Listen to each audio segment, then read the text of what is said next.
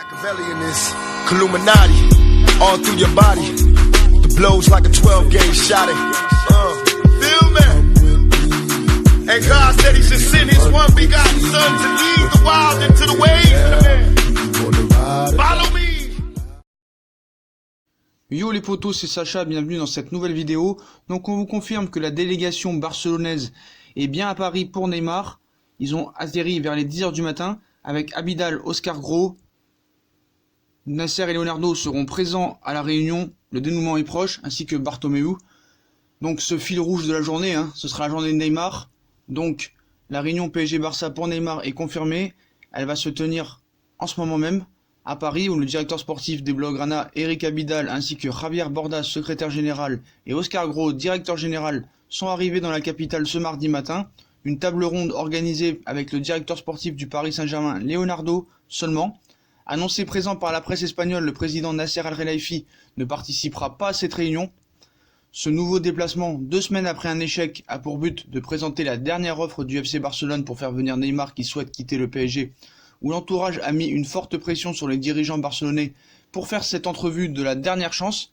Si le PSG réclamerait 100 millions d'euros plus 2 joueurs titulaires du Barça, c'est-à-dire Ousmane Dembélé et Semedo, le club espagnol n'est pas en mesure de s'aligner sur cette requête et devrait ainsi proposer au Paris Saint-Germain un prêt avec une option d'achat estimée à 170 millions d'euros réglée en 1 ou 2 ans. Mort de rire. Il ne serait pas question pour le Barça d'inclure des joueurs dans le deal, malgré le souhait du PSG d'obtenir les services de Nelson Semedo ou Ousmane Dembélé. Donc si le FC Barcelone a tenté ces derniers jours de convaincre le champion du monde de rejoindre le PSG, l'ancien joueur de Dortmund a décliné l'idée et souhaite s'imposer à Barcelone.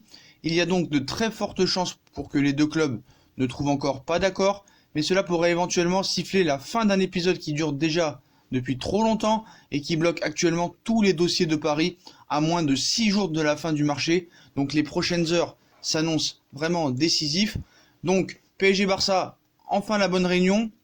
Donc les dirigeants du PSG et du FC Barcelone ont encore rendez-vous en ce moment même dans la capitale pour évoquer le transfert de Neymar. Cette fois, Nasser Al-Khelaifi ne sera pas de la partie.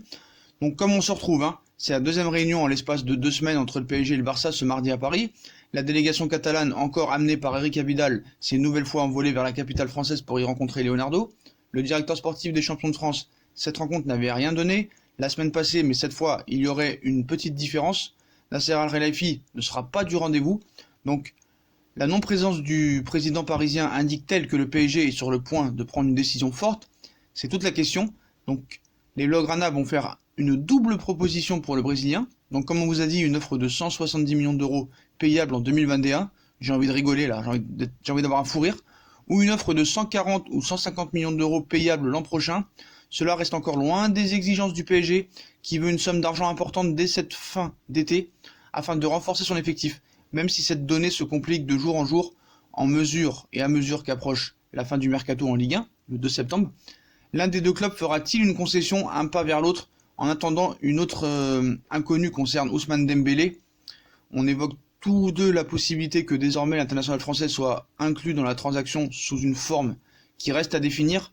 Le problème est que le joueur a clairement affiché son souhait de rester en Catalogne. Donc le PSG exige toujours 2 joueurs du Barça et 100 millions d'euros pour céder Neymar. Le feuilleton n'a pas franchement avancé depuis 2 mois. Les choses bougeront-elles ce mardi? On attend de voir. Donc on vous a dit ce que demande le PSG. Paris exige 2 joueurs titulaires du Barça et 100 millions d'euros. Donc c'est sûr que Leonardo est un négociateur reconnu. Donc à l'heure où le PSG s'entretient en ce moment avec le Barça au sujet de Neymar, nous avons voulu en savoir davantage sur l'image véhiculée à l'étranger par Leonardo. Mais avant ça, voilà, on vous confirme la réunion.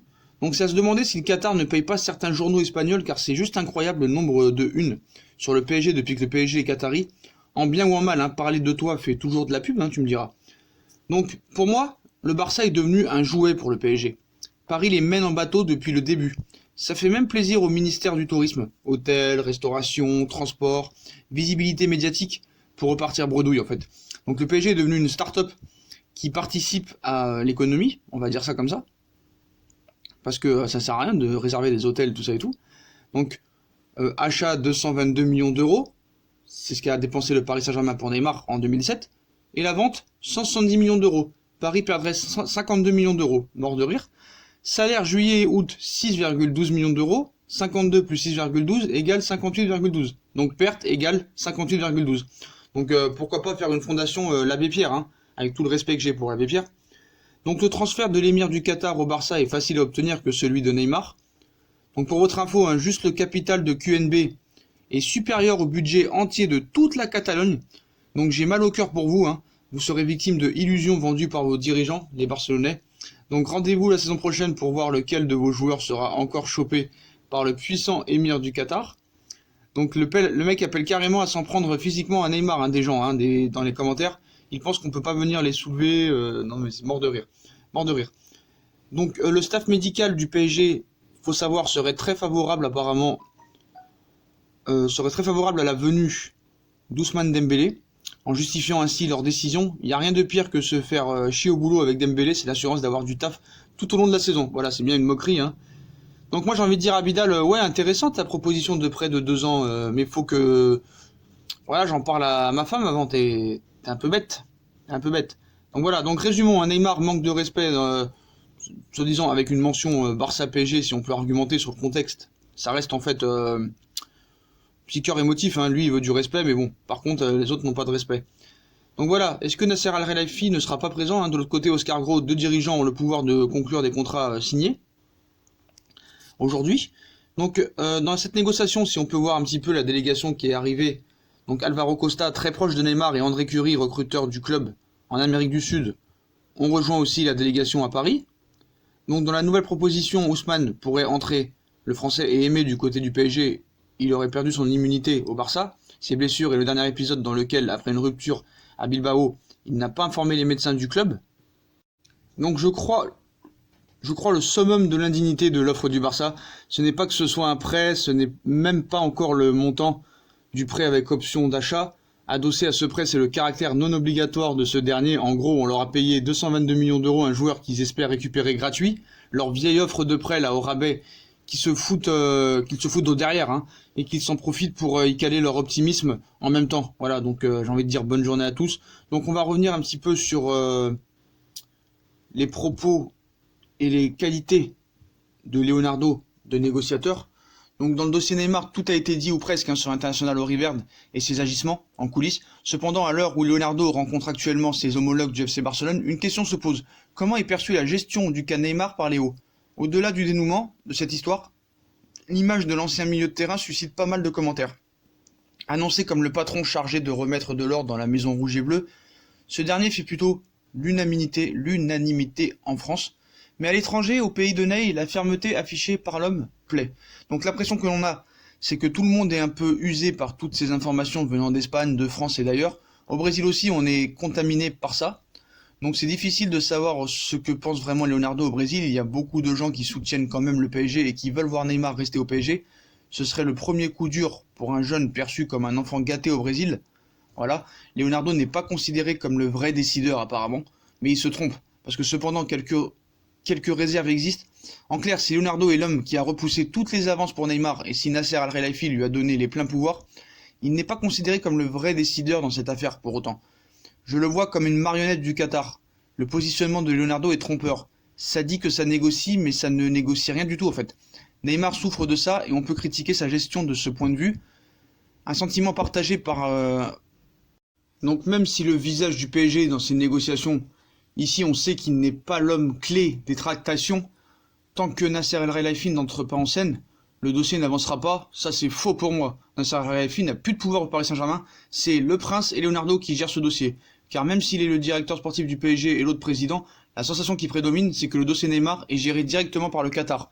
Dès lors, il est facile de comprendre pourquoi l'annonce de la présence du patron du PSG à cette fameuse réunion suscite énormément d'optimisme en Catalogne. Donc apparemment, Leonardo et Neymar se sont entretenus hier, voilà. Donc comme la réunion se tient actuellement à Paris dans le cadre du feuilleton Neymar, le Brésilien s'est entretenu hier avec Leonardo pour lui indiquer que son seul souhait était de rejoindre le Barça. Donc le dossier Neymar se poursuivra de plus belle aujourd'hui et une réunion se déroule actuellement à Paris entre les dirigeants du PSG et du Barça. Donc dans le même temps, on vous annonce que Neymar s'est entretenu avec Leonardo dans la journée d'hier. Le Brésilien a énoncé au directeur sportif parisien son souhait de se rendre uniquement au FC Barcelone et pas dans un autre club, que ce soit le Real et la Juve. étant régulièrement cité dans ce dossier interminable. Donc voilà. Donc un entretien entre Leonardo et Neymar au timing non anodin, hein. Donc ils étaient au courant d'une nouvelle offensive du Barça et souhaitaient ainsi mettre la pression à sa direction en vue d'un transfert en Catalogne. Et en parallèle, on vous annonce aussi que les présidents des deux clubs concernés, à savoir Bartomeu et Al Khelaifi, se sont entretenus en fin de semaine dernière, toujours à propos du transfert de Neymar. Et le dirigeant catalan aurait alors décidé de prendre toutes les mesures nécessaires pour débloquer la situation et obtenir la signature de son ancien joueur. Donc voilà, hein, on peut vous garantir aussi que la réunion à 99, même à 100 000% ne donnera rien. Le Barça va faire une proposition 170 millions avec 100 joueurs. Paris va refuser. Paris veut 100 millions avec 2 joueurs, Semedo et Dembélé. C'est ce qu'ils leur font croire pour qu'ils sachent qu'ils vont refuser. Voilà. Voilà, on vous tiendra au courant toute la journée, donc restez branchés les potos, restez branchés. Et puis comme d'habitude, on vous tiendra au courant toute la journée. Et puis comme d'habitude, si on a kiffé la vidéo, on like, on partage, on s'abonne, on commente. Dites-moi ce que vous pensez, comment la réunion va évoluer, qu'est-ce que ça va donner au final. Va-t-il rester, va-t-il partir? Et venez en masse sur notre compte Instagram pour donner votre avis dans tous les commentaires, pour être au courant de toutes les vidéos qui sortent. Puis voilà les potos, donc réunion en cours, on vous tient au courant toute la journée. S'il y a des infos mercato, on vous tient au courant, minute par minute, seconde par seconde, heure pour heure, 24 heures sur 24, 7 jours sur 7. Abonnez-vous, likez, partagez, venez sur Instagram. Tchuss les potos et à plus tard dans une nouvelle vidéo.